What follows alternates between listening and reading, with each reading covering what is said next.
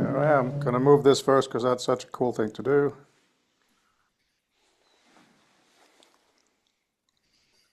Boom. So it is a bit under the grave in my world. Right. What would you like me to lift? Bump tape? No. Toggle maybe? So yeah, right pinch on the jigsaw toggle anchors, for example. No, it's always the first letter. Yeah.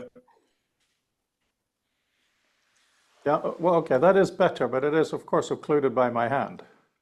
Right, but it's that's a different problem, which Yes. indeed comes from being basically rotation adjusted in order to roughly match the knuckles, kind of.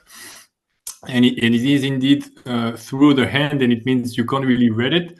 Yeah. I would argue, though, that if you're moving it, you probably know, hopefully, what you're moving, and thus I think it's okay. Ideally, it would go through, for example. Maybe it would be transparent while moving, That which would is be something we great. can explore. That would be really cool. But I think it's feasible. It's feasible.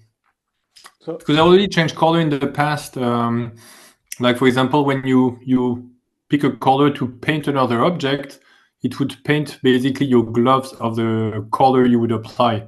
So I know it's feasible. The transparency, opacity, I haven't tried. Hi, Tom. Hello. Welcome. we oh were still no, playing we're around. caught having fun in VR. That's Yes. not the worst thing. I'm watching with interest. I will. Right. So, oh yeah, it's time, isn't it? It is. It's, as they say, it's about that time. Right. Boom. Yes, Tom, welcome to your first meeting with us. Very nice that you got in touch. Very nice to see you. Thank you. I'm looking forward to it. Excellent, excellent. Peter is here. Yes, good morning from brunch. So I have the camera off so you don't have to watch me eat. So we got someone from brunch and Brussels. How about you, Tom? Where are you? I am in southeastern Texas. Oh, So where? it's outside of Houston. All right, very cool. Okay, my wife's best friend lives in Texas now for reasons we're not sure about, but that's cool. And I will share that sentiment myself. also, Deanie, the lead PI on this project, she is originally from Texas. She's now at Washington State University, Vancouver. Uh-huh. So yeah, there's all kinds of things. Now, I enjoy the fact that you're using a virtual background today because we're going to be talking about all kinds of virtuality stuff. So we'll see who joins us today. In fact, I'm going to tweet. So this is a self-created photograph of actually the Puget Sound. Oh, that's a lovely area. Very nice. Thank you. Okay, just.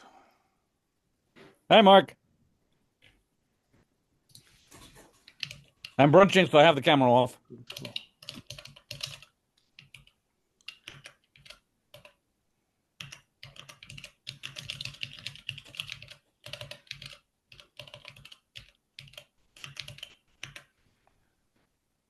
Okay, hang on, just saving this.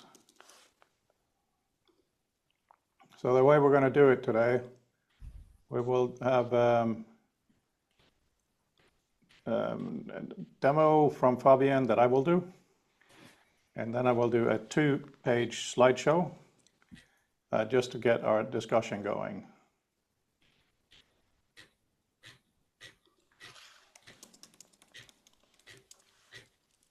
Sorry, just people asking questions here. And make sure, I'm going to text Brandel. He definitely should be here today. Fabien or Mark, do you want to email Bob maybe?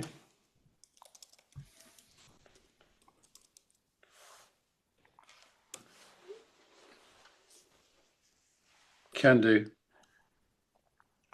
Just reply to his, oh no, what's happening with AI article. Maybe. I think I'll probably email him directly so it doesn't get lost in the pile of of everyone's helpful thoughts on AGI. One moment. Tom, do you have a VR headset nearby by any chance? No, I have not really dipped into the VR world much at all. I have been struggling to get the world to think two-dimensionally, so three dimensions is a whole other thing. Um, and I'm also I have a good friend who does a lot of 3D stuff, Jared Bendis up at Cleveland State. I'm sorry, Cleveland State, Case Western University in Cleveland. He likes to use me as a test subject because I do not have binocular vision, and I am a constant source of frustration for him trying to do stuff. So yeah, I'm not. I will have to say that I'm interested in VR primarily as an informational space, as a way of taking things out of a two-dimensional map and transposing them into a three-dimensional map, and so that's the area in which I think, find the most interest. And So I'm good. I saw what y'all were doing as I logged on, and I'm like, I'm a very big proponent of visual thinking, concept mapping, that sort of thing. I've been doing concept mapping for a long time, and I'm actually working on a product right now, slowly but surely, of developing a AI-driven concept mapping tool, where you can basically dump any chunk of information in and have it generate uh, concept mapping, for different purposes. That's a whole other conversation of its own. So, and I certainly am in favor of looking at it in a three-dimensional sense. So, as long as I can overcome my own nausea on the subject, we'll say too. That's another issue I have had. I'm one of those people. Yeah, that's interesting because it's great to have you here for so many reasons. What you have been working on is what we have been working on in different ways over the years. So yeah, no, that's wonderful. And I'll ask you to introduce yourself further in a few minutes. But on the issue of, oh, Leon is coming. Excellent. I'll just wait for Leon to come in. Actually, no, he knows this. One of the things we found is that in our community, some people get very, hi, Leon. Some people get really easily nauseous when moving with a joystick. Some don't. But what happened was Brandel, one of the group members, he took a huge mural. Are you familiar with the work of Bob Horn? Yeah, rings a bell, but not in any depth. I'll say that. Right, he does. Mark will now show the appropriate book or selection of books. Ah, yes. Okay. Yeah. So one of the things Bob's been doing over the decades is making these huge information murals that are actually on walls of big organizations. Yeah. So Brandel put it in just as a single image in a VR space, nothing fancy. And we had that usual, some of us, me included, nausea when moving around, fake moving around. And then he did something I think is absolute genius, which is if you pinch and hold, oh no, here he is. Brandel, I'm bigging you up here. I'm talking, introducing Tom to the information mural thing. So good timing. Tom, we will all introduce ourselves in a minute, but he was talking about nausea in VR and so on. So the genius bit that Brandel did is he changed the script, so to speak. You pinch in space, touching nothing. As you move your hand, you move the entire mural. And no nausea. Right, so how that interact with the vestibular system, I have no idea. Because whether So you're in other words, not just joysticking, moving your head, you also have to engage your hand. That's what you're saying. yes. So, Yeah, okay. so you're coming from a 2D world. There's definitely a lot that can happen in 2D, even in XR. So yeah, that's interesting you mentioned that. Yeah, so today Dini couldn't join us. She has important academic things she needed to do. So in a minute, we'll just do intros, and then I will do Fabien's demo because he would prefer to have someone else so he can scream at the right moments. I will screen share as well as whoever wants to see it live. Then I have 2 slides for us to just have fun and talk without constraints. We've been, this is primarily for you, Tom, we've been primarily, even though we really shouldn't on Mondays, sliding into our Sloan Foundation work, which is quite constrained. So we thought we'd have a day where we just ignore all constraints. Well, constraints are necessary for creativity, though. They are, but if we remove them all, you can choose which ones to put in. So that's a good point. Who would like to go first with a 20-second intro, Mark? Was that leading? Okay. Hi, Mark. I'm calling in from Portsmouth in the south of the UK. I'm basically a hypertext researcher, doing some work at the university and mostly just doing my own work, self, as in unfunded. And I've been doing stuff with Future Text since about 2017. And Mark studied with me at the University of Southampton, and we have an ability to look at things incredibly differently, which has been a source of creativity and questioning. It's been, if it wasn't for you, Mark, I wouldn't have stayed on the program, but I haven't said that before, and I'll probably never say it again. Right, Rob, we have Tom here today, who is new, who will introduce himself last. Would you mind introducing yourself second? Hi, Tom. I'm Rob Swigart. I'm mostly a novelist, computer game designer, former and possibly again hypertext author, and generally curious person. So I'm here to hang out and see if I can make any contributions. Thank you, Rob. Brandel, if you don't mind.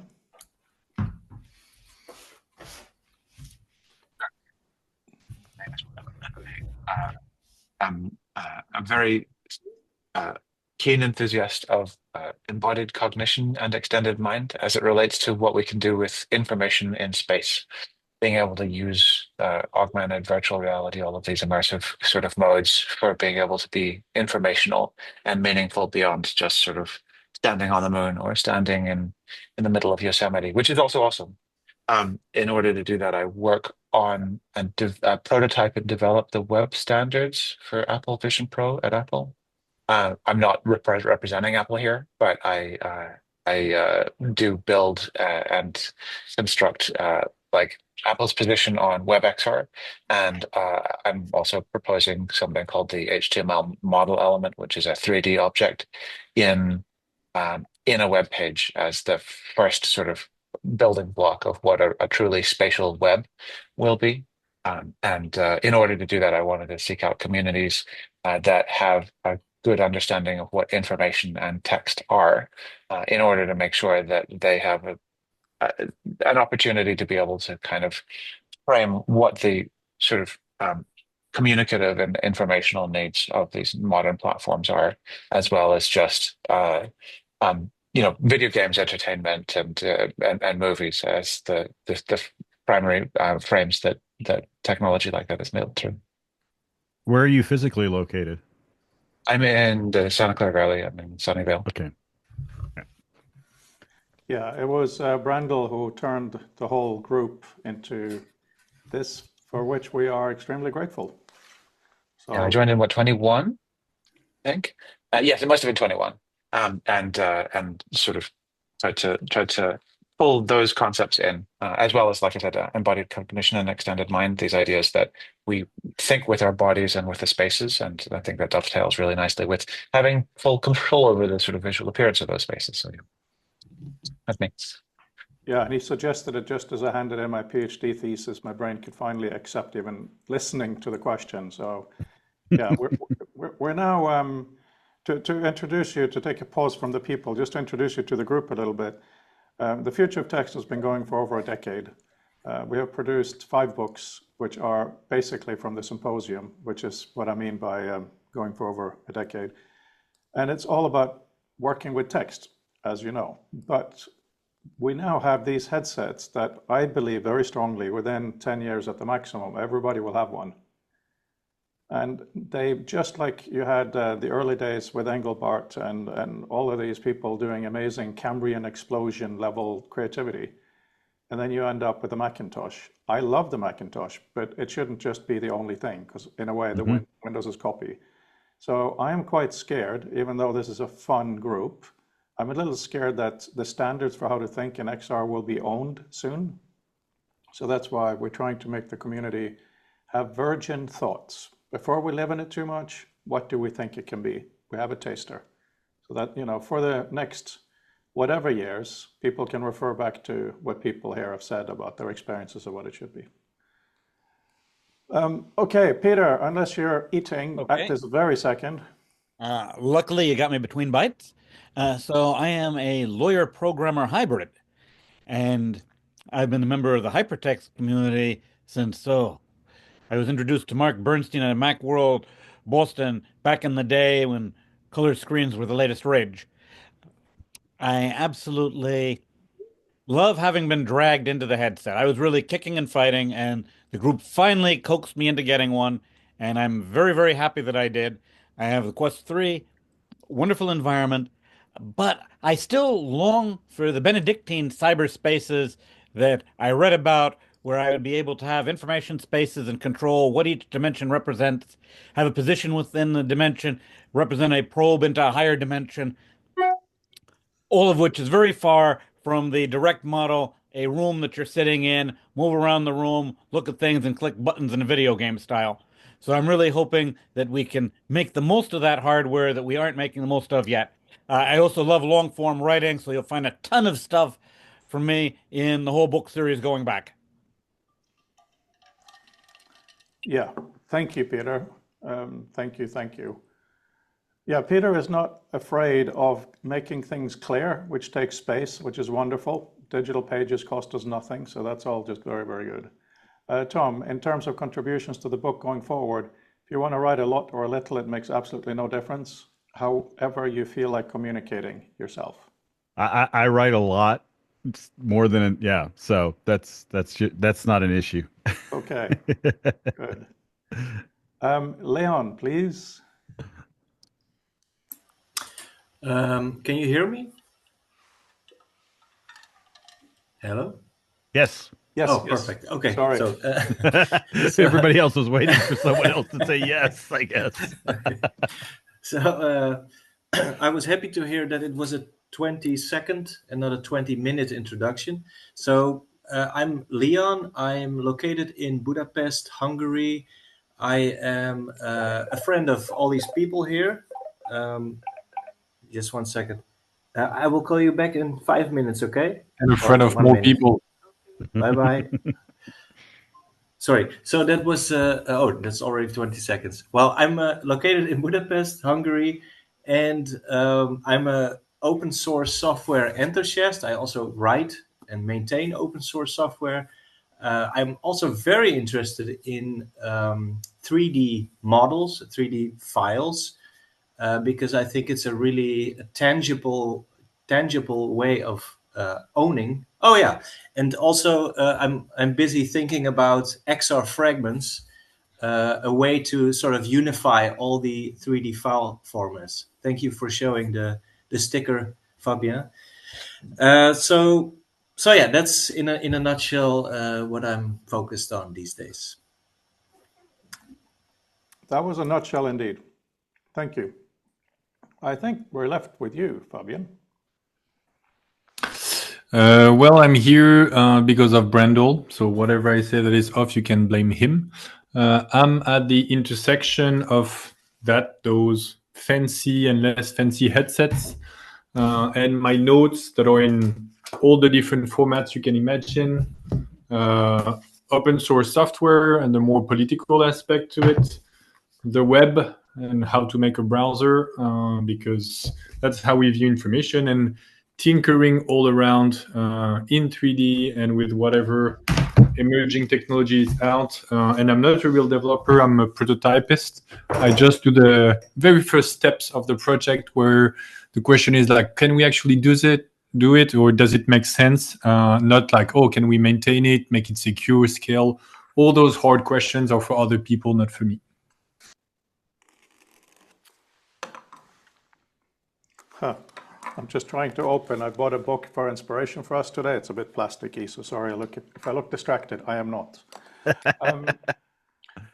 Yeah, Tom, if you don't mind, introduction would be lovely. Of course, I know about you, you've been emailing, but it would be great for the rest of the group as well, of course. Sure. Well, I mean, if I had to describe myself in one word, it would be as a technologist. I go back to the Apple II days, but I've always thought of computers as tools for, as Doug Engelbart say, augmenting myself.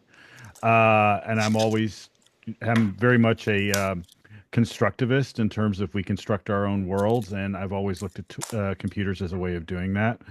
I have been in education for the last 23 years, at least, as a teacher at the college level, and more recently at the high school level. I teach political science and I teach photography. I have been a photographer for quite a while as well, and all of these things come together in the sense that I'm very interested in systems of information, systems of knowledge, how we communicate, how we do narrative. I wrote a book a number of years ago called Discovering Digital Humanity, which is about this shift between industrial thinking, linear thinking in terms of narrative to a digital world. And that's really accelerated over the last couple of years as I have really jumped into the AI space with both feet. Now I'm actually in the process of trying to exit education in a sense, because I'm trying to get a startup off the ground, which wants to build a product called the Knowledge Navigator. The idea behind the Knowledge Navigator is if we can take textual information and mash it through a large language model and create a visual representation of that information and do it on the fly and do it quickly and easily, that gives us an iterative power that was very hard to pull off before. I mean, I've been doing concept mapping for a long time with my students as well as in my role as an educational consultant. And it's a very powerful tool, but it's very time consuming and requires a level of expertise. And I want to make something that I can do a lot faster with. That I can iterate, so I can draw a picture of the connections between different pieces of information, and then if I don't like it, I do another one. And that's, to me, is the real power of AI. I don't need to create a structured database. I can have AI construct a meaning, whether it's true or not. It's just showing me what it thinks of one way of looking at it, and that to me is the powerful thing that is coming in terms of how we interact with information. And I know I've gone over 20 seconds, and I could. If you want to go into all the details of different ways you could use that, I'm happy to at some point. But that's the semi-short introduction, first time out the gate. Thank you, Tom. That's really, really cool. And for the record, it was Howard Rheingold who introduced us. And I could think of no greater honor than being introduced by Howard Rheingold. That's just absolutely amazing. His book, Tools for Thought, is how I got into this whole big thing to begin with. Now, a lot of us here are tool makers, and Fabien makes a point of saying he's a prototypist. I have 2 commercially available macOS applications, but I have to admit they are also prototypes. I just happen to inflict them on people because I honestly think that in order to build, you have to experience. Some people can do a lot in their brains beforehand, but I'm still going through changing the order in a context menu, the big and the small. So I'm very glad that we have perspectives here on makers. Right, so there will be 1 or 2 people joining us. I got some texts saying they're going to be late, but let's go into Fabien's space. Fabien, while I load up and connect, can you do maybe a very, very brief intro, and then I will pretend that I know what I'm doing after? Actually, I will do a part that will be hard for you to do as a kind of intro, but don't share your screen then. Okay. While you're still setting up, because I'll try to do it. I'll stop my notification too, so that you don't see anything silly first of all.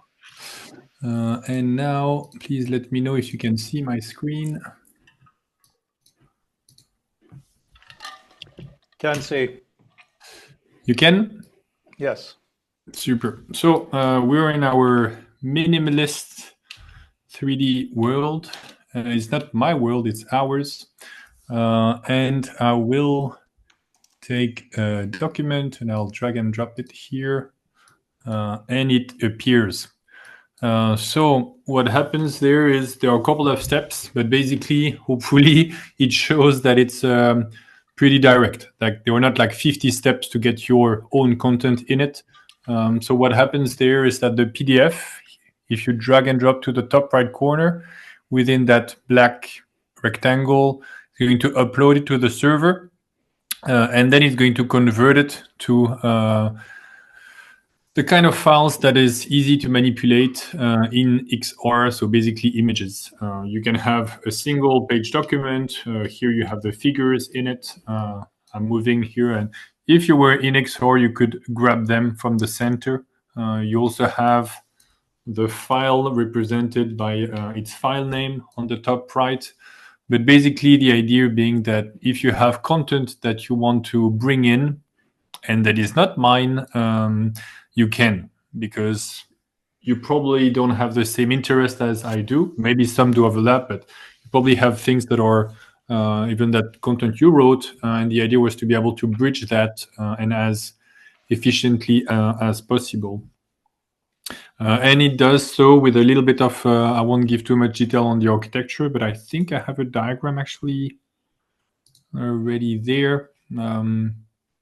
And I have an updated one that basically the input is monitoring a file system, even though here now online, and then converting whatever format to a format that will work, and cascading in the sense that you can have intermediary format as long as in the end you get something, for example, like PNG or JPEG that are parse or understandable. You can then manipulate them either directly with hand tracking or programmatically, for example, your keyboard, where you would use JavaScript basically to not just manipulate one document, but like 50 pages of that document, for example, and then saving them out back to JSON. You let me know, Frode, also when you're good to go. I'm grateful you included the overview there, but yes, I'm ready. But I need to share before I put the headset on, otherwise it doesn't come through. Okay. And just one last second is the update since last year, because we did some testing and playful demonstration at the symposium in Vancouver, US, which is here this upload page, the drag and drop aspect, which is still for the technical people in the room, web dev in the background or in the backend, and then the modular aspect. Instead of having like a bunch of different conversion, here it's now a directory called converters to easily clone them and adapt them to support basically more formats. And on the front end, filters. Like the last one I added yesterday was subtitles. Like if you have the transcript of conversation, for example, you would have the text displayed there. And removing everything a bit heavy on terms of notification to now just do NTFY as a server, so server-side events. So you get instant update and per topic, for example, files converted, files added, all that. So I think much simpler yet flexible architecture than before. Thank you. Thank you, Fabien, and thank you for saying the opposite of the theme today, which is useful. It is really, really important to note that Fabien has built a system that really deals with external real-world data. Today, we're going to be just talking about anything for fun and crazy and all over the place, but in the reality of things, personally, I'm not a fan of, CD-ROM demos or isolated web pages. So with that in mind,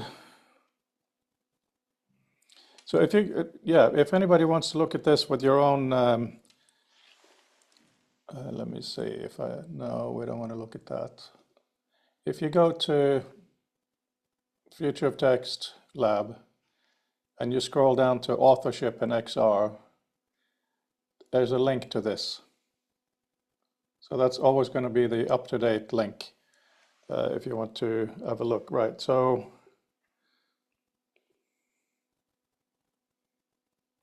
I'm also adding the links in the chat for reference for whoever wants to just click on. Thank you. I'm going to do a quick reload, and you can see, right? Yes. So here we are. I'm going to now step back and stand up. And we've got all kinds of goodies. So the first thing I will do is, this is kind of our worktop, which is optional, but if you want to have it, you can pinch inside, and it goes all crazy, as it should. Lower it, and then in the physical world, I touch my table. Now it's aligned with my table. So the display is quite far away. I'm not too worried about hitting you guys. So it's really easy to use the system seated or standing, depending on what you're doing. We have these kind of information panels around. And any questions? Sorry, I'm just moving my chair if you're wondering about the annoying sound. Any questions about the very basics before I show you command stuff? Right, so we have two hands. The left hand has a big ball on it. You tap that, and suddenly you can see all kinds of commands in space. We're working on different ways of showing them. Right now they're like this. You can toggle them on and off instantly, which is amazing. I don't know, can you read what I see there with instructions? I can't hear you. They're a little. The instructions down. We could see the show desk panels if you look down and things, but that white text is a little far away from me. But, okay. Instructions. Yeah. Okay, so you don't have to read it, but it's really cool that it is there. For me, inside the headset, it's really clear, and I move around and it's there. So what they say is, if I just because it's hard for you to read, if I pinch something and move, that's the right hand. Oh, look, Fabien. I like it that you're figuring it out as it goes. Did you see what happened, guys? My hand becomes. Have you seen the music video Wide Open? Anyway, it looks like that. So pinch a comment to show the point, not just the aesthetics, please. I will. That's exactly what I'm getting to. So now I can just work easily in this space, which you cannot necessarily do when things are spread out. And there's a really big reason for that transparency. So there is a command here, and I want to move it. So I pinch, and now I can see it through my hand. And I place the command here. How cool was that? That's ridiculously cool, right? That's one of those things that Fabien did 20 minutes ago. We don't think about how, in the real world, having to make your hand transparent. But since you're moving something like that, it's transparent. That is just one of those crazy XR things we can't do elsewhere. Now, the instructions are right pinch to move, left pinch to execute. So for instance, toggle anchors, I take my left and I pinch. Oh, I did two things there. I managed to get the vision to think I wanted to leave, which I didn't. See all these things in the environment now? I can turn them on and off. Sorry. So now we're back into this calm working space, and we can now remove these anchors. So you see what I'm doing? I am hiding and showing a layer of interactivity. I can move by touching the left-hand side, commands, put them wherever I want, and on the left, I execute. So for instance here, hide desk panels, which we don't need right now. Can I open this, Fabien? I mean, it's demo time. I modified things 20 minutes ago, as you said, so you should be able to. Will it work? That's another question. And it's snapped back on the panel or the table, let's say. How do I make it bigly? Normally you execute it, so left pinch on it should show the first page. I'm not sure actually for this. And in the middle of it, yeah. But maybe not on that one. I don't remember if it's per page or not. Can you send a new one to demonstrate your method? Let's try, or if somebody wants to also try. Oh, I got errors, cool. Also, by the way, running this on the Vision Pro, the text and the environment is crystal clear. It feels expansive, despite viewing it through basically 2 toilet paper rolls. So I get the document. Yeah. Yeah, which is, I'm not going to try to grab it. I'll probably knock over my fancy monitor. But there it is. Any other questions?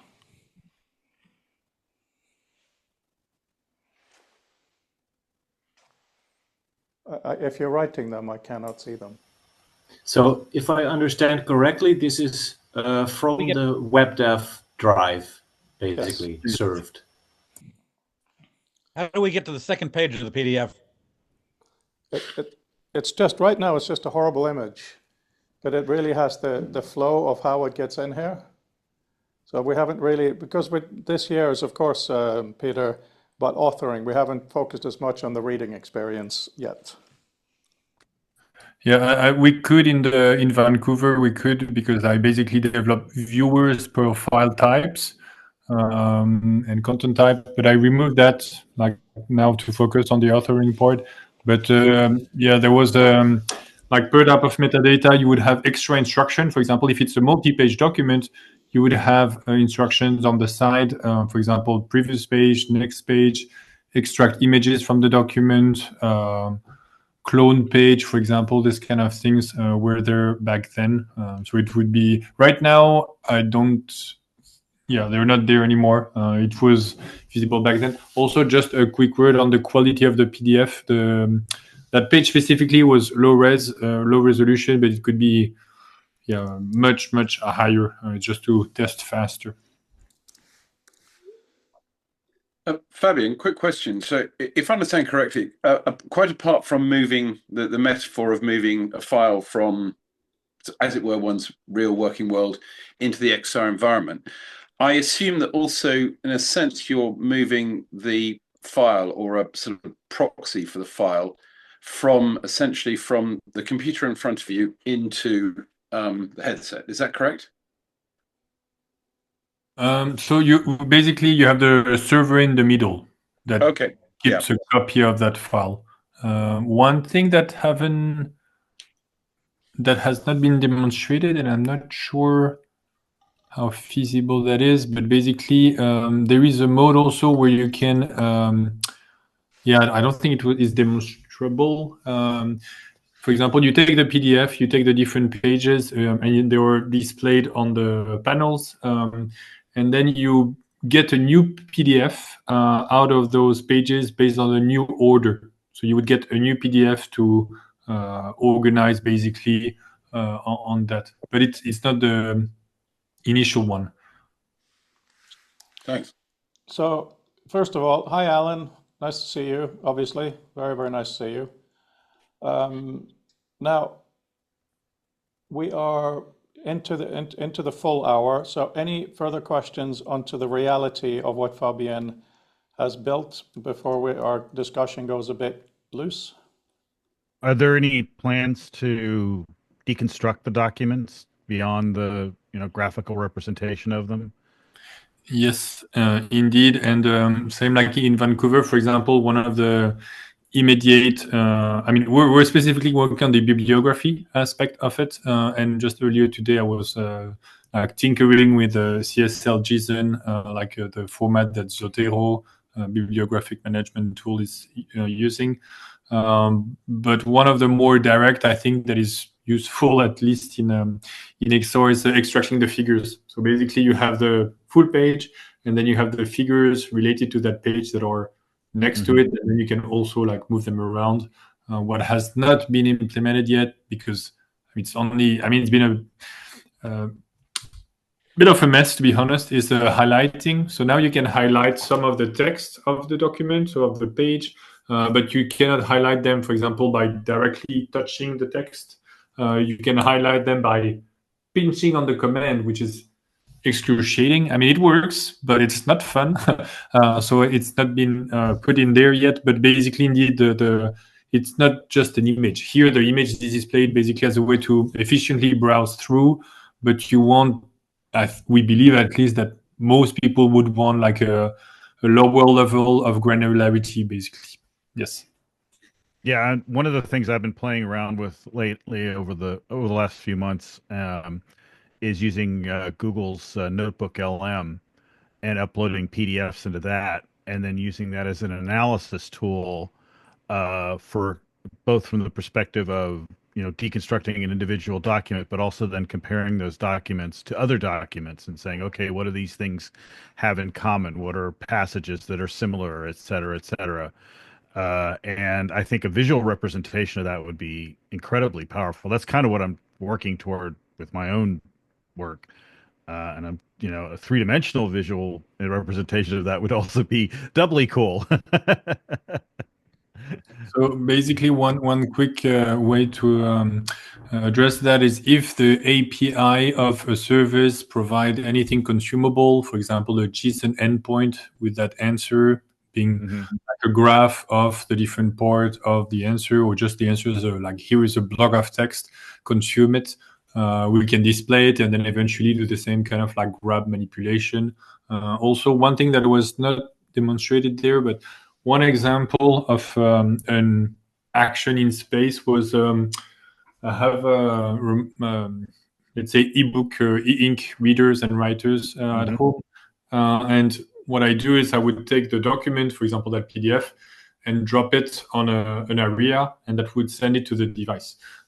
You can, of course, do that through an intermediary services like such an API like Google Notebook LLM that would parse it, or with a prompt to summarize or whatever you wanted, and then either get it back to XOR or get it to another device. It's just another filter, basically. If you remember the little architecture diagram I showed at the beginning with the light blue rectangles, you can imagine a filter to like transform subtitle from one format like SRT to a JSON, but same like if you want to send it to another service for a different representation or some kind of processing, whatever that processing might be.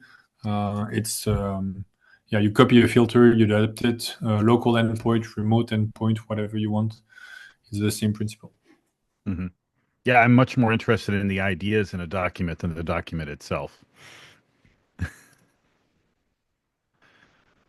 That's a provocative and useful perspective, actually. That's very good. Okay, so we're going to... Can I just, a quick one, just thinking, reacting to the same point. I think an interesting reflection from that is, so the fact that that's not easy, what you've just described, is a reflection on that now we have essentially digital documents that are a lot more reconstructible than they were when they were on paper or something pretending to be paper. There's a reflection on maybe we need to revisit our writing practice. So in other words, to surface the structure more. We're used to the compression that was required to get onto paper, which back in the day, even that was very expensive, and now it's a very commodity thing. But there is, I think there's something to think on in that. I see. And then there's also the imposed linearity of that process. Absolutely, yeah. Yeah. Okay, Fabien, it better be quick because we're switching. You know, I'm extremely fast and efficient, right? So just for the anecdote this morning, I made a friend of mine who's a researcher at VUB test this, and his pretty much instant reaction was like, oh yeah, I want to put things that are dear to me in space. I'm paraphrasing what he was saying. For him, it's code, basically. That's the kind of document he works with. So Python notebook, pretty much. But yeah, as soon as you start to have to grab a thing, a document, part of a document, and then you can freely move it, like that was his immediate reaction. So it's I think it's quite interesting to see how we all work with different kind of documents. So as you were saying, Tom, the ideas behind or within such documents, and somehow being able to have a kind of direct relationship, even though it's like a proxy of those ideas through the documents, and even like a low-res representation of them. Being able to move them around somehow, for somebody who never, like it was the first time he tried it, it seemed quite natural, I want to say. I'm not sure it's the right word, but yeah, he wanted to be able to place them there, basically. Yeah, thanks for that update, Fabien. I kind of forgot to ask you about that earlier. Right. Okay. Just Tom, we're actually going to be digging into your statement because I have two slides, which is unique for me to be this short. But anyway, of course, Zoom is taking up some of that space. Let's try it again. So for the rest of the discussion, let's imagine a world where we have perfect XR, VR, whatever, with absolutely no weight, cost, processing. Let's just throw that out of the window for a minute. And also, all connected metadata is available. So for the sake of the discussion now, all the stuff we usually go through, it's solved. All documents are full metadata, can be read in all kinds of ways, Doug Engelbart, view specs, etc. Everything's connected usefully, and so on. Because we're thinking just about the environmental interactions today. So obviously you can read, but I'm going to say it anyway for the record. Are we just thinking style like VR cyberpunk? Are we thinking trying to do the real world but adding superpowers? Or are we going for a crazy acid trip, or all of the above, or something else?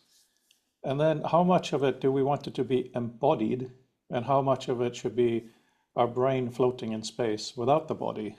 And finally, what kind of VR or AR mix should we have? And may that become irrelevant as we can change our realities a lot. Those are some questions. Do you have any questions before I stop sharing and we start talking?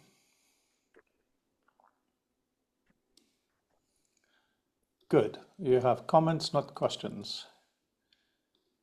So, Tom, the key thing we are trying to do is exactly what you said. We're trying to allow an author to communicate an intention clearly, and for the reader to be able to get that intention as cleanly as possible whilst being critical and not just, being taken over by whatever's in the document.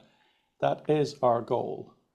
But, in a fantastic fantasy environment, what would we like to see? What would you like to see? You put this super fancy headset on, you have a work day ahead. What happens? So I'm actually approaching this a little bit in the direction of Ted Nelson's Xanadu project in some ways, because he also, he's much more in the, breaking down ideas.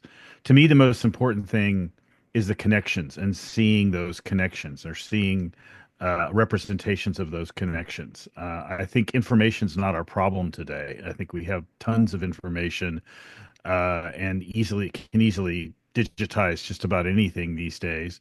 The problem is that we can't make sense of it, and we don't have the capacity to read it all. I mean, I can tell you how many books are sitting on my bookshelf on my to-read list that I can never seem to get to, and I'm sure we all have that problem.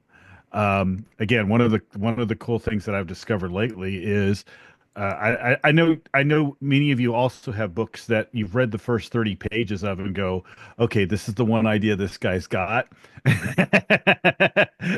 And I have this bookmark. It's usually on about page 30 or 40. And I was like, okay, I'm not going to waste my time with the rest of it because he's just going to beat it into the ground. And then there are other books that you want to, absorb like a fine wine, very carefully and very slowly. Figuring out which is a real challenge, because everybody wants you to believe that's what it is.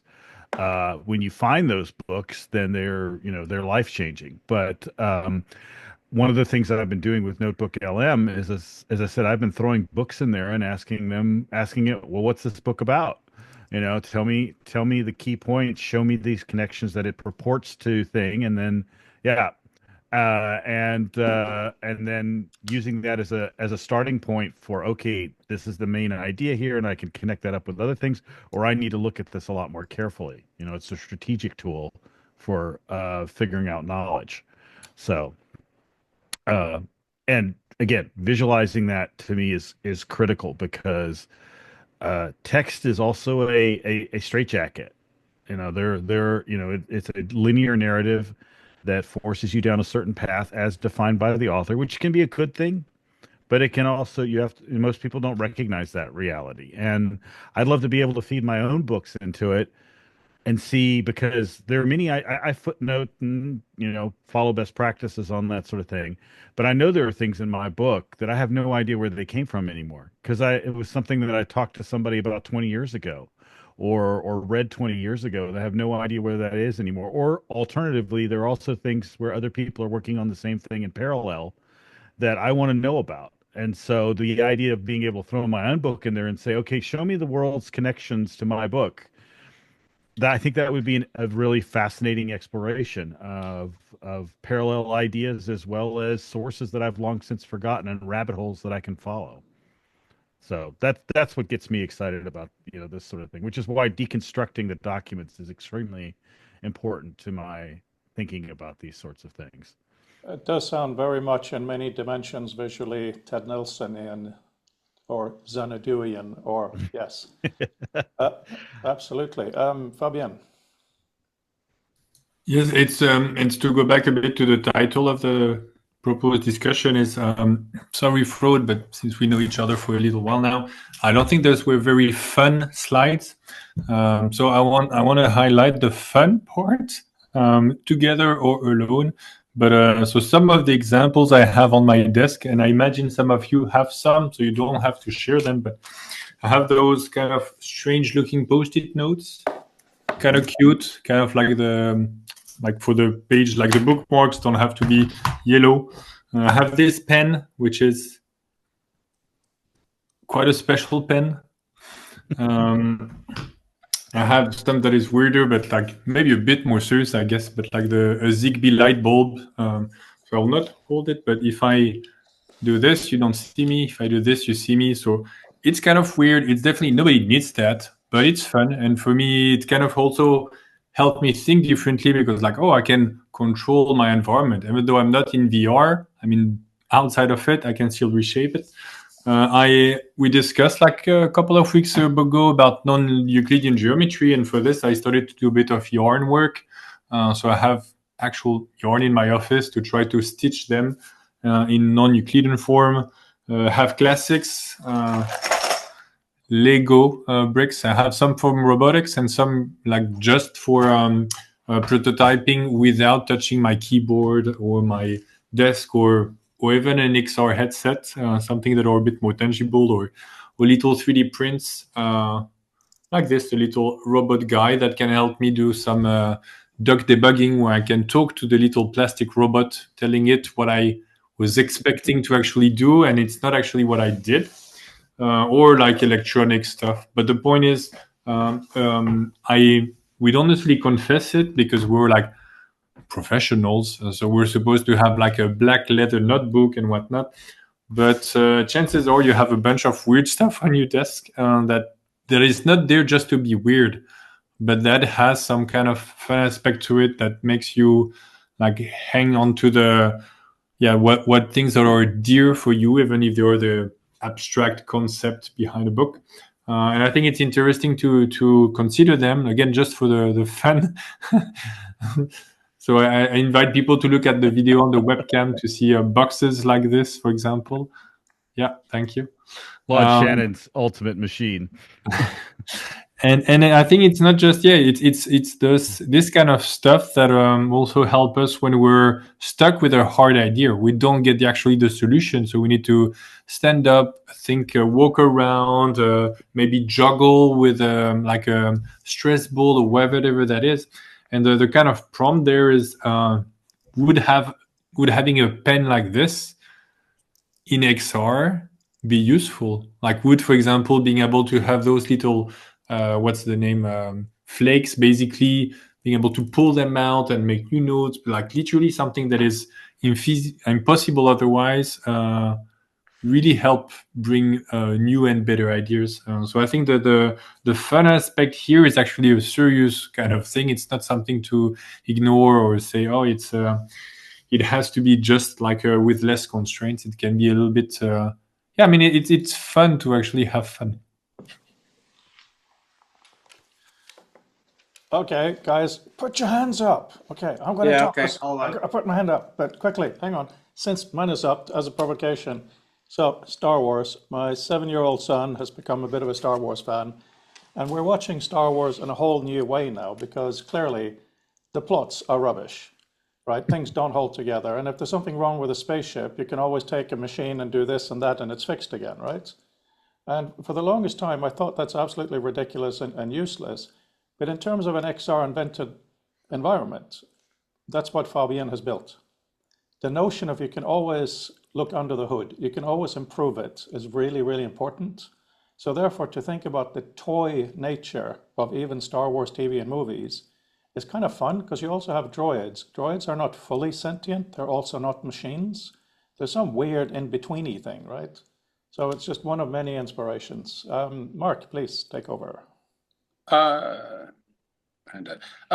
It's something that occurred to me listening to Fabien just now is in reflecting. I mean, I spent less time in XR. Sorry about noisy motorbikes outside.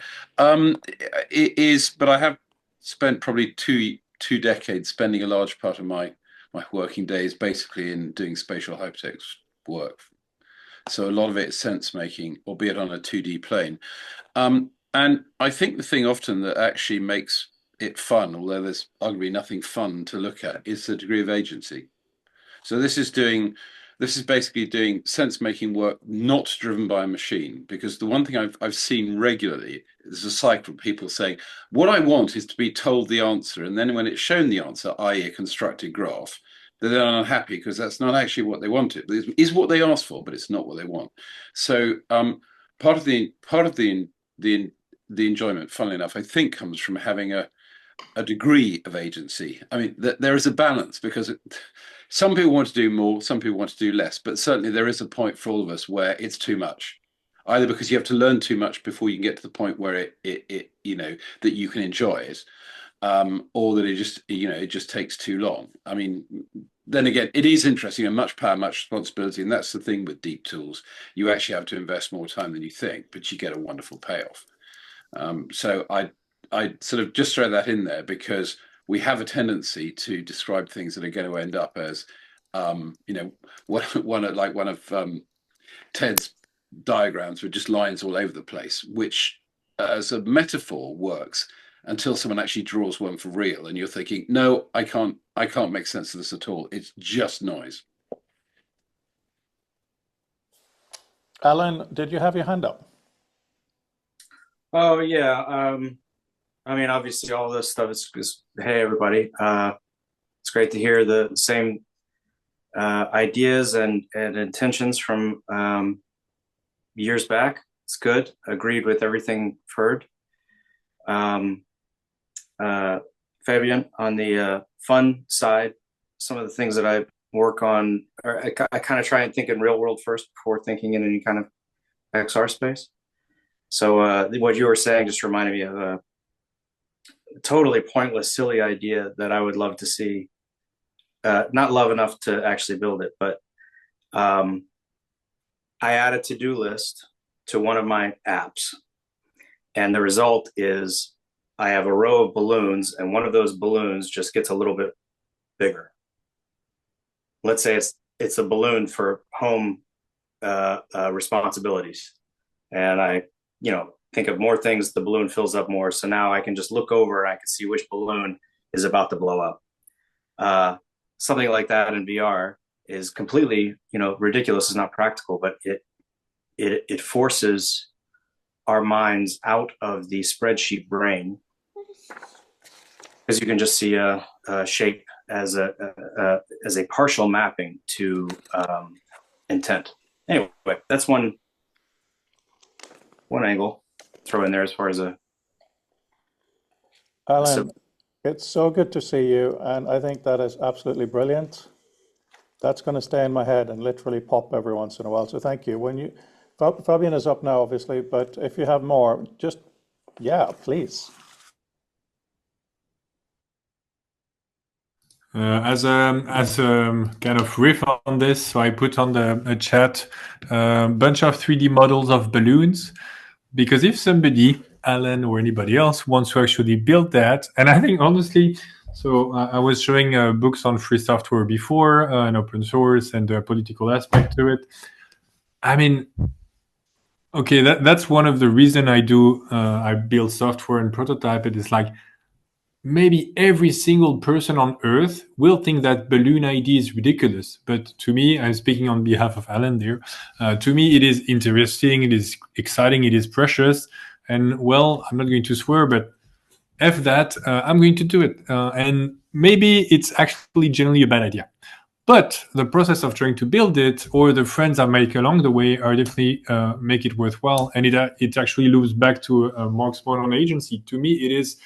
I'm not going to bother you all with my progress on ice skating, but because it feels a bit more tangible. Basically, it's like you can do more, you can go further or faster or whatever is you're into through those efforts you put into it. So that's like, yeah, it's literally mind expanding. So I put the balloon in the chat as a way to say, no, this is actually feasible. It might also, to be very direct, it might be a one-shot experience. Namely, you do experiment with the balloons and maybe that's enough. Maybe you understand that, okay, this is, for example, taking care of home, you were saying, that's the kind of thing that I cannot let that balloon pop. That's going to be too risky. And maybe you don't need to put the headset back because you had this experience once. It lasted 5 minutes. And maybe, again, that's enough. And to me, that's a perfectly valid exploration in the sense that the goal is not to keep the headset on, for example, is you put it on, you learn something, and it brings you more agency in the quote-unquote real world. And amazing, like even if you never open that XR experiment again with the balloon, but you get a point across and you're a more responsible or creative or whatever human being, 100% worth it. And I think, yeah, that's to me, that's very exciting. This is wonderful. Now, I mentioned this book earlier, and it's kind of the opposite of being silly, but I'm really enjoying it, and I'm bringing it up right now. It's A Brief History of Intelligence by Max Bennett. I've read the reviews, so it's not nonsense. It's very, the guy is an AI person, and he wants to find out the history of animal intelligence. One of the important things, obviously, is curiosity, which goes very much to what was just discussed. I highly recommend looking at where curiosity was in our history. It's about 500 million years ago, curiosity had to be developed. And it was developed because we had navigation, basic navigation. But you can't solve problems if you don't have curiosity, because there's nothing logical about curiosity as such, right? Curiosity is almost random. So if we don't have that in us, we don't get anything done. So all these brilliant, all over the place ideas we need to test. It is just fascinating to see how it fits in that little thing at the back of our head. Hi, Keith. Glad you could join us. Absolutely no problem being late when you have to be late. So just very happy to see you. Yeah, obviously I'll show you Fabien's demo later. Keith is here in London. Keith, you want to do a 10-second intro? What if I said no now? Yeah.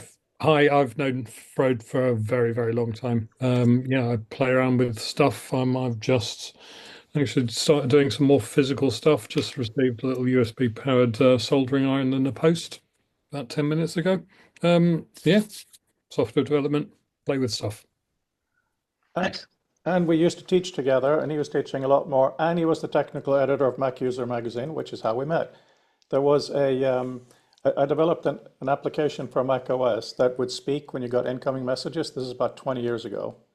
And it was based on pre-recorded audio snippets. It would say, you have a message from your brother. You have an important message from your boss. You know, how it was cut, and having 3 or 4 different recordings of each. Still something Siri can't do. Anyway, that's Keith. Alan, we've been talking to you, but you haven't had a chance to re-intro yourself. Do you have a few seconds for us? Okay. Yeah, I'm Alan Laidlaw. Hey, everybody. Long-time listener, first-time caller in 2025. My interests seem to mirror a lot of what was spoken about. The non-linearization of text, the different ways that we experience text, or deeper than that, what is comprehension, and how do we understand the limits of comprehension, assuming that we are in a comprehension epidemic right now, where so many tools that we have available have actually decreased our ability to comprehend what's in front of us. Not to get too deep there. But what I like to do lately is deal with practical puzzles that I think relate to some of these issues. An example would be, you mind a segue? Okay. It may relate, and I'd love to get input and feedback or help with this. If you think about the Sudoku game, it's pretty easy to play. I'm sure everybody in here has probably played it at least once. There are different levels to play. And if you think about playing Sudoku, if you're blind, then it becomes a kind of a different game. There are tools that will read out each cell, and you can navigate one cell at a time. But it's a very different experience, and you can try it out pretty easily by just playing Sudoku with another person, where you have the board and they have questions, and they have to ask you questions, and you tell them what's there.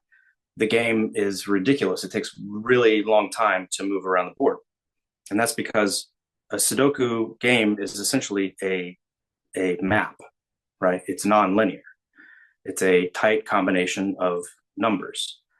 And the tools that we use, the mental tools that we use to decode the Sudoku board, are not simply tell me what's on this row or what's in this cell.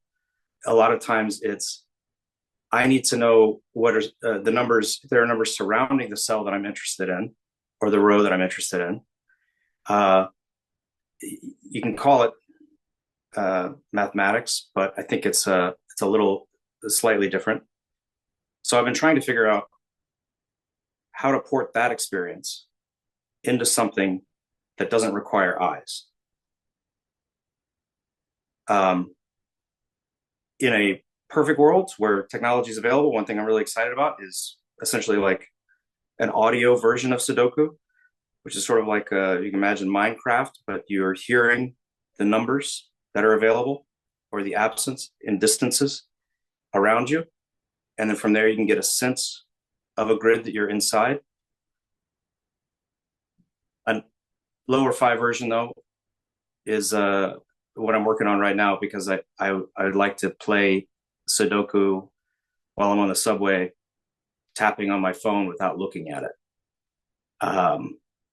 So I do think all this relates to content in VR, because I think we have the same problem that someone who is vision impaired trying to play Sudoku, that's similar to the problem we have when we're looking for how content connects, or how ideas that may involve entirely different wording but are shadows of each other. We still don't have a very good way of finding that. Anyway, that's it. Alan, that is beautiful, and I see Brandel has his hand up. Yeah, thank you, Alan. That was really fun. I mean, something that I would push back on is the this idea that one's spatial sense is exclusively or primarily visual. So blind people obviously have the ability to navigate, Yeah. and by consequence spatialize.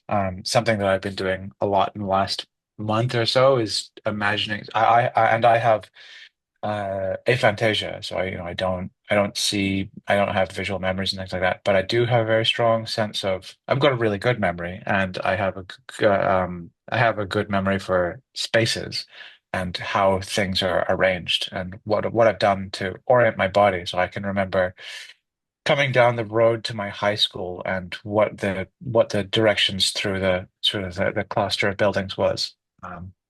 And so there are a lot of really interesting things that we sort of confuse for primary percepts that are actually prejudged significantly in terms of what we understand. And one of the most interesting one is back with the blind person is that they actually feel the end of the stick.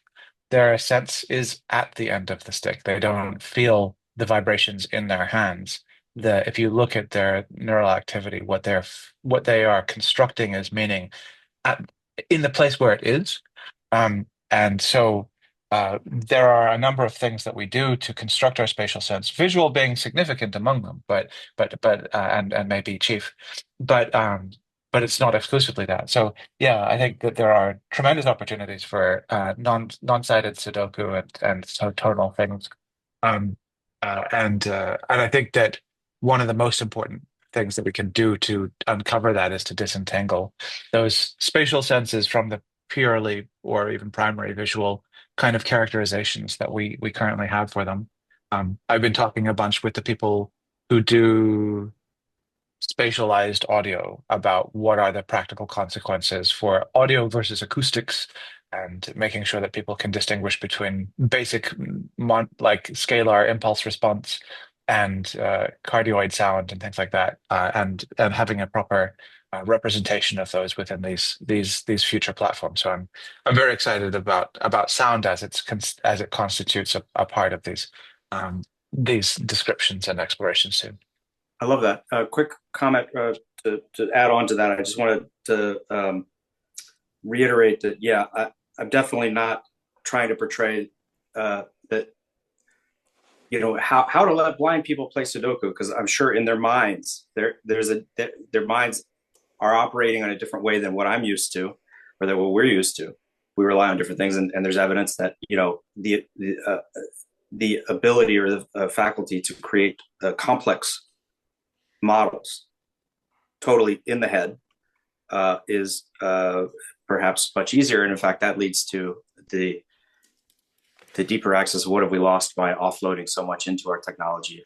I'd like to see more tools that help us work things out in our heads, or even in you know, the US these days. I think it's going to be really important for people to memorize numbers again, in case they get in situations where they don't have technology. So yeah, that's awesome. And I would love to hear more about the audio specifically with that. Okay, everyone else, go ahead. Thanks, Alan and Brandel. A brief thing, the whole sound thing, the spatial audio that Apple has is absolutely incredible. And of course, when you're in the headset and you have your friends talking to you from the right thing, it makes a difference. Of course, Quest has something similar as well. But here's a funny thing, Brandel, with the iPhone, when you ping from your watch to find your iPhone, apparently audio engineer says it's entirely the wrong kind of sound, because it's not random enough to be spatializable by our ears, right? So I just find that a cute little detail. But what I do want to say is, hearing you guys talk about, I don't think like that, or I don't see like that, or I don't hear like that. That's the whole point of this community. We are so neuroatypical, all of us, right? So it becomes really difficult often to align ourselves, which is what I would call an absolute luxury problem. But it really helps us understand that we're not building for a uniform gray person. You know, we're trying to make these things come alive for very different people. It's just wonderful to hear. Mark. Thanks. I was just thinking, so listening to Brandel's reply to Alan, that the irony that, for instance, we talk about 3D, we want something, you know, because it just seems more manageable, more free to us. And we actually we tend to get bogged down, funnily enough, in the visual sense of it. What does it look like? And this rings a tremendous bell from sort of consulting over the years with people and finding that we're in this conversation where they're talking about the color of the thing we're looking at or its shape, when the actual conversation we're trying to have is the relationship of this thing to that thing, and in a sense the graph they've constructed, the thing they've laid out, and having to almost teach them to stop looking at it. That what you've created is just it's a placeholder so that you can work off the flat of the page. You can understand the relationship to this thing, to that thing, to know they're different, but you don't have to worry about their color or their shape or what it actually is. That's just something so you can, in the moment, see they're different. So that's interesting. And on the thing of differences, I'll put the link in the sidebar again, but I finally finished a small, just a little couple of small things which I put in the blog about a number of ways in which we probably internalize the subject we're talking about in XR and things, and just the sheer number of ways in which we all sit and look at or talk about something and have completely but perfectly valid different internal perspectives of what they are, and that plays out. And often in retrospect, you can see that going through some discussions when they become a bit circular. Anyway, lots of hands up, so I'll stop there. Thank you. Yeah, thank you, Mark, and please do put that link in here. It makes me think of the thing of our community is generally AI cautious, let's say.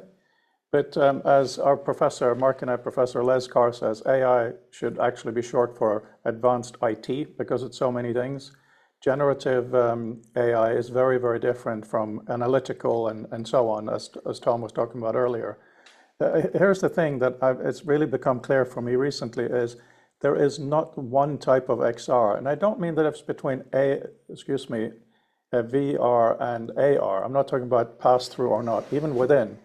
Some of us have had a very lively discussion on seated versus standing VR, right? And it has really allowed us to push the positions to understand it better.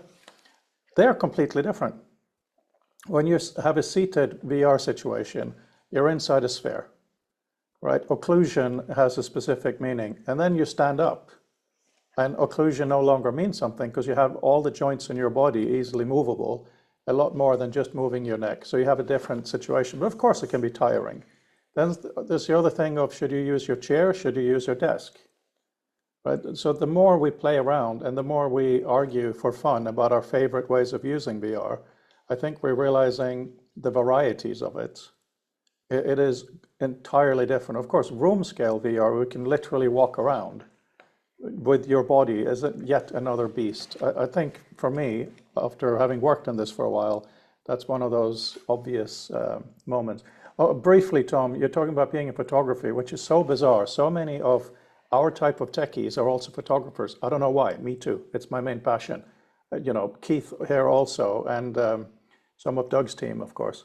Right, that was a lot from me. Brandel, and then Rob. I wanted to talk about representational fidelity and what it is we do when we put detail into a representation. Something that I think is really challenging for people to realize from the perspective of constructing a reality is what we do when we operate in reality. And to your point, Mark, a little bit about like when people kind of obsess over those details, when we talk about things that are being real, we sort of describe that in these passive stateful terms that something looks real or sounds real rather than necessarily that it sort of behaves real. And something that I have long rallied against is for all of the great benefit, and I've been really pleased to discuss with Professor Ken Perlin over the years, like graphics and the sort of the thesis of just fake it.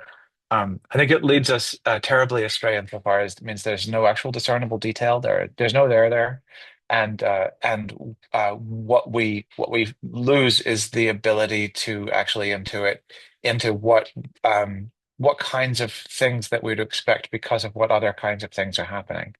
And if you've ever played a game like Half-Life Alyx, it's an incredibly high fidelity representation of a world, but then the curtains are made as though they're the toughest concrete. These lace curtains in the corner of a hotel room don't shift, and nor does the actual ambient light scattered on the ground change as you sort of occlude or block it and things like that. I think that the representational detail and fidelity that we get as a consequence of being in the world is something that's absolutely critical for us to be able to capture, but that we need to be careful about what that is, that it's a dynamic representation and it's one that's responsive to what we do and how we interact and relate to those elements, because our position as observers in the world is not passive. It's one with an expectation of interaction and to understand those affordances. But those affordances need to be as deep as possible in order for it to be worthwhile. It's something that, Kent Bai has uncovered in a couple of different places, but people continually lose sight of it because our notion of fidelity is the one that's kind of defined by photography and videos and movies. where there's absolutely no opportunity for kind of feedback and interaction. And those media have their place, but when we are us in a space, then we ought to, and we essentially do have different expectations. Thank you, Rob. At the risk of throwing a couple of vegetables into the root vegetables into the stew, I'm going to go back a little bit. I had two thoughts.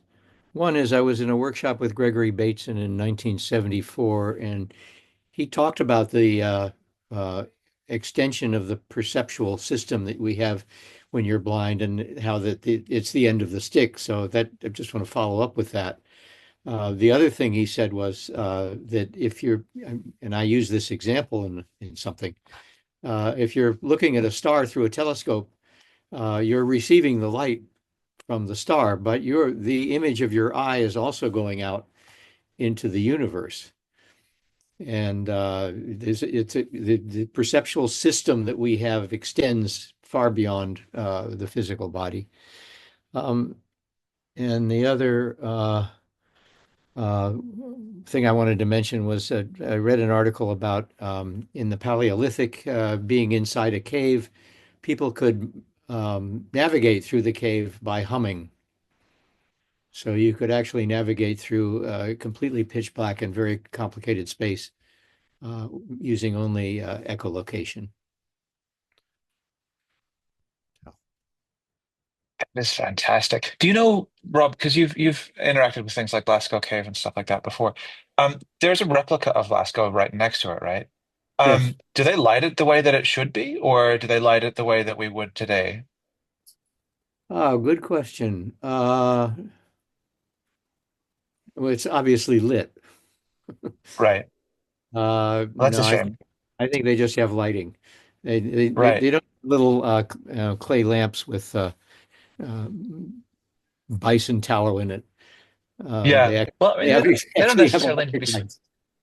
they don't necessarily need to be smoky, but surely, we know enough about what it is, the sort of the lighting conditions that we should be able to. That's interesting. I love that echolocation. That's really fascinating. Yeah, no, I was really fascinated by that as well.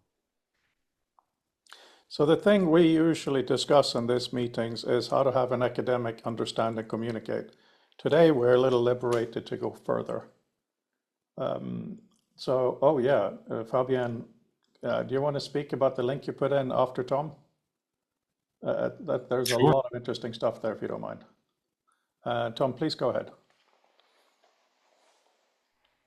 Yeah, I mean, one of the frustrations that I'm always bumping up against is the limitations of those perimeters that we were discussing in terms of the world.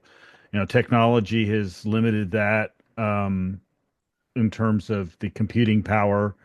All virtual environments are some way limited. There's a certain point at which you run up against the edge of the universe and can't go any further, or you can't do something because it's not programmed to do that, or something like that. And I'm very good at finding those places, but it's led me to think very broadly about technology and the limitations of all sorts of perimeters that we kind of take for granted. Books are limited perimeters. They're meant to be containers of knowledge. And yes, they can lead our brains to explore lots of ideas as well, but the book itself is a constraint in terms of, again, as I was saying earlier, being able to pull in all of these different strands. And we do this because we can't handle too much input in many cases. There's just too much going on, and we have to have some way of making sense of all of this stuff. And so print and text and narrative are the ways in which we grasp that.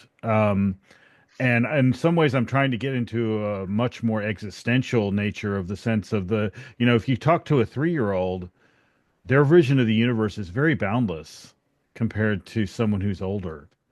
And we have to sort of protect them from, you can't actually fly, and things like that. But I think a lot of times we have to sort of be able to step back and look at the world from the perspective of a 3-year-old, to be able to play, to be able to see a boundless world of ideas, because it's out there. We just have so many walls that we have to navigate our way around. They're disciplinary, they're technological, they're systemic.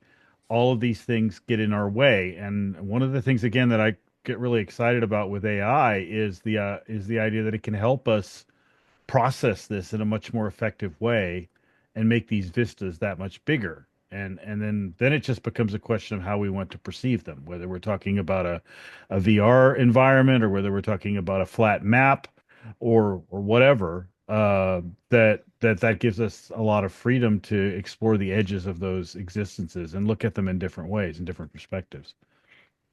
Talking of freedoms, and thank you for that. If you don't mind, I'm happy to go 15 minutes over today. If somebody has to leave, obviously leave, but it's just too good. So you talked about a 3-year-old child. My son you just saw here, he's 7, but Yeah. he's still at that stage where a toy is a toy and it's not a toy.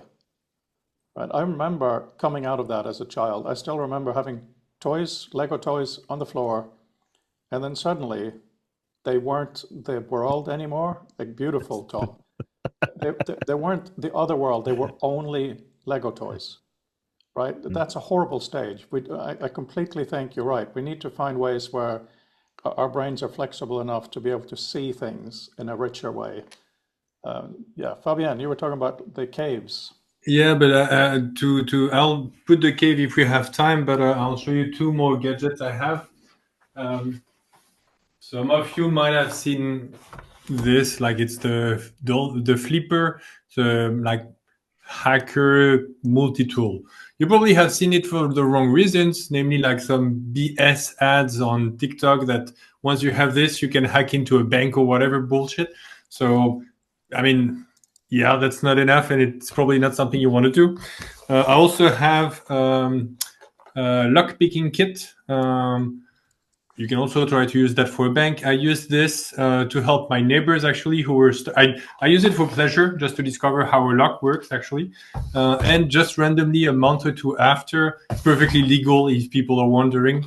I mean, I don't know where you live, but at least in Belgium, it's legal. And my neighbors came for help, like, oh, we were stuck outside. I'm like, okay, well, so what? And then I lockpicked their thing and they got in. So it works. The point, though, those are hacker tools.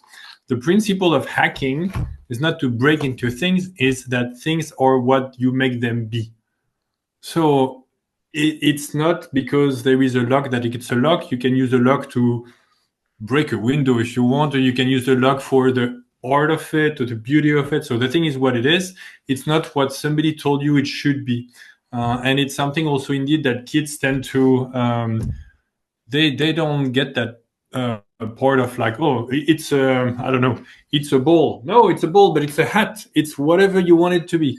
And I think when you can have this kind of on-off switch where like, okay, I need to do something like, I don't know, for example, the chores at home, then I don't have time to be, I don't know, creative or hack my way around, or maybe you still can actually. It's just the way you shape back those tools, and I think it's very important, adults and kids alike, that you're able to see beyond what it's been defined as. It's a ball, or it's a hat, or you juggle with it, or whatever. As long as you're, again, as I put also in the chat, is you're mindful of the consequence for others. It's literally liberating, and I think the hacker mindset is a great embodiment of this kind of ideas. To briefly then go back to Lascaux, the cave is I went to visit the cave in France as a kid, so it's a cave painting from a long time ago, and arguably some like cornerstone of civilization. And as a kid, I was sure I visited it, and I discovered only years later that I did not visit it. I visited the clone next to it because basically we exhaled too much CO2, I believe, and then it's going to degrade the paint and whatnot. But did I not visit it? Because I was so sure it was it. So it wasn't the thing, but I was convinced it was, and it's kind of a mind fuck. It's quite interesting. But yeah, I let people explore a bit more in depth on the article what Lascaux really is, and if you can't have access to it, what's the consequence? Yeah. Simulacra and all of that, Baudrillard, goodness gracious. Alan, as you wrote, you can't easily do the hand on the iPad. So please go ahead. And then Tom, I'd love to hear what you have to say about Claude Shannon. Oh, okay. So this was the opposite of fun, but it's a very intriguing problem that also might be XR. A buddy of mine works at a startup, and the goal of the startup is to take, this is before Doge, I promise, to take mission critical, to take ancient code, infrastructure code, and try to update it. But usually these are massive programs. So in one case particularly brought up was 10 feet of COBOL, where it's just one of the programs and the font size is maybe a 3, it's still 10 feet long. So the question would be, how do you go in and sort this out? From an outsider's perspective, it may seem like this is the perfect job for AI. Actually, no, it doesn't handle all of the edge cases very well. I'm sure it could help getting a sense of how things connect, right? A little bit, but it still needs to be the kind of thing that, some of the COBOL programmers who actually work on the core code will just print out all 10 feet and lay it out at their feet and start to move around and mark up what little bits of code relates to other bits of code. And from there, kind of reverse engineer what's actually going on. It seems like a great use case for VR. But VR alone doesn't do the trick. So maybe a topic for another time. If you consider, there's something that's like, it's a phrase that I've either made up or I heard somewhere called semantic zooming. And it's sort of like the GPS or looking at Google Maps and pulling back and seeing the whole state or country. I don't like that metaphor because it implies that there is a simple cartography to the content and the meaning. But I would include semantic zooming is to even be simple typography. Like when you have something that is an H1 or an H2, that is a kind of handle to allow for semantic zooming. Accordions are also semantic zooms, folds, but our tools seem very unsophisticated at the moment for how to do semantic zooming. And so it's an interesting topic, removed from academic writing in particular, because it's code, interdependent code bits, but it's always a topic I'm interested in, especially in that semantic zooming could, new patterns could be relevant in 2D as well as 3D. Thanks, Alan. Yeah, semantic zooming. I'm still on Twitter, by the way. I've just blocked a hell of a lot of people. And somebody did post a nice video with semantic zooming recently. See you later, Fabien. Thank you. There are issues there. Part of the problem is, of course, that it's tricky. It is really, really tricky. And one thing that I found from my own document decomposition exercises is that headings are rubbish, right? They give you a little bit of a waypoint, but they don't usually tell you what is actually important inside there. So that is a huge topic. And I do think we should continue this topic soon, talking about how knowledge connects, because a zoom is also connection. It's a connection to its simpler form, right? So these are things to discuss. I see your hand, Mark, but Tom, did you want to talk a bit more about Shannon? I may have been confused here. Oh, well, I was mainly talking about the freedom to play and play with ideas and how that was, how that's been trained out of us in many cases. People thought, Shannon was lucky in that he sort of made himself fairly early on in his career with his mathematical theory of communication, and after that, he went off to Bell Labs, and he could kind of do what he wanted to, and that was one of the beauties behind Bell Labs, is that there was a home for people to just play around with stuff, and people thought he was crazy and kooky for doing this or that or the other. He was into unicycles. He built mechanical simulacra, and a whole range of things. But they led him to insights about how computing technology would work, and that this the interface problems that people had, and that even though he may not have built the ultimate machine, he passed those things. Of course, I have his ultimate machine. That's what I was playing around with earlier. This is Shannon's ultimate machine. It basically does that. It turns itself off. It opens the box, closes the box. It's the perfect machine. It fights entropy at every level. But no, the idea is that, again, we've got to figure out the beauty that digital technology gives us is the ability to play with stuff, to be able to run scenarios, to be able to run simulations, to play with ideas.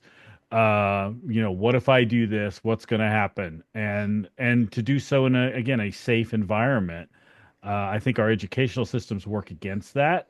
They don't give us the time and space to think about these things in many cases, and there's a lot of conformity in that. And one of the reasons I get so frustrated with the educational side of my life, and why I'm working on an exit strategy, is because I can't get the students to divorce themselves from that anymore either. It's just such a battle, and to me, technology opens those doors, and so that's kind of why I forgot exactly how I got to Claude Shannon and all that, but that's great, Tom. Thank you very much.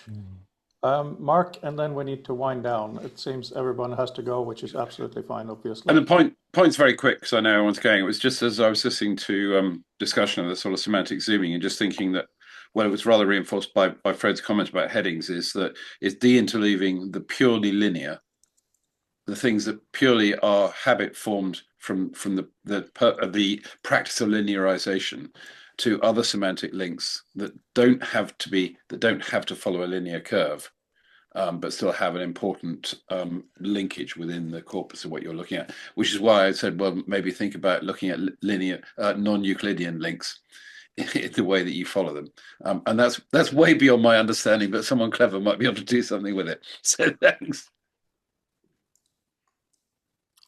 What a beautiful sentence to end on. We should definitely have a session at some point soon on connections, including that. Just to remind you, futuretextlab.info, that's where I'll be putting up the record. AI analyzed, summarized. If you feel you're being mischaracterized, tell me, and of course I'll edit it. If there's any notes you want to add, of course we can do that as we build.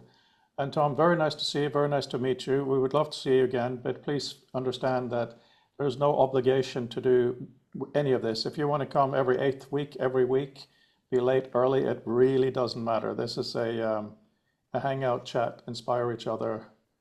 I've definitely been inspired on a number of levels today. I've got some stuff to chew on in my brain, and that's great. I love that. Fantastic. Look forward to seeing you soon, and everybody have a good week. Bye for now. Bye.